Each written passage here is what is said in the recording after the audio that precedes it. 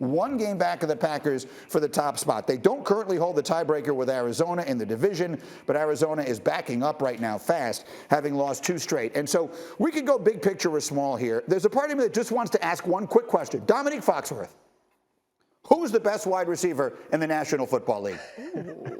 I mean, by numbers, it's easily Cooper Kupp. But if we open it up to a draft, I'm not taking him first. Like, I'm looking at Jefferson or Adams or somebody else like that. Cooper is outstanding, and maybe this is just some of my inability to see his explosiveness, but he makes plays when they need to make plays. He seems to be the centerpiece of their offense this year, but it feels like this is the first time. This will be only his second 1,000-yard season and his first season with over 100 receptions. And that's not to knock him. He is head and shoulders above everybody else as far as production is concerned this year. And maybe I'm wrong, but I'm not sure that's the guy I'm taking first. Yeah, I don't know that anyone would. And, Tim, that sort of illustrates the point I'm making, which is if you just walk the streets and ask football fans, ardent football fans, who's the best receiver in the NFL, I would guess you would get 6 or 7 answers, and none of them would be Cooper Kupp. And yet he's having one of the greatest seasons of all time. Tim, what are we seeing?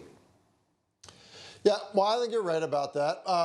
I would say this, like if you to Dominique's point about if you're choosing the true number one, so you choose a number one, you're going to leave other really good players out, it's Davante Adams. I mean, the reality is when you watch people play, and this past weekend was the best example of it, the way people defend Davante Adams is different than the way everybody else on that list is getting defended. And so his production with that in mind is something, that I think you have to take into consideration.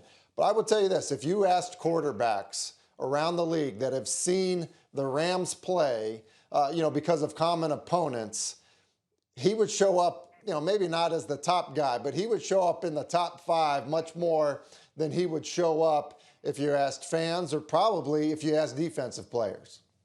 I think part of it is that he was a 3rd-round pick from Eastern Washington, and like the expectations are low for a guy like that. And he's achieved a great deal, but still it hasn't been year after year after year like somebody like Adams has been.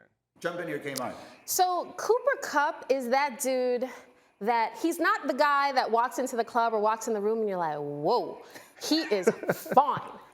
Cooper Kupp is that guy that you go to the prom with, that because the guy that you really like didn't ask you, so you go, and then you're looking at Cooper and you're like, oh, he actually can move. Okay, I'm having a good time. Like, oh, he's a lot of fun.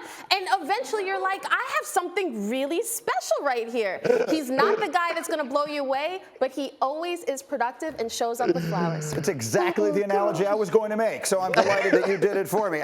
Look, sometimes I think it's hard to take – names mean a lot. Like if James Bond wasn't named James Bond, I don't know how seriously we would take him as a spy. It's hard to say the best receiver in the NFL is someone whose name is Cooper Kupp, but at the end of the day, having I like the alliteration. He's got alliteration going in his favor. I think Cooper Kupp is a good name for a great receiver.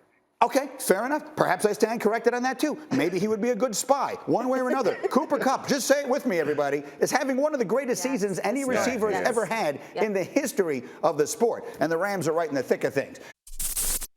Thanks for watching ESPN on YouTube. For live streaming sports and premium content, subscribe to ESPN+.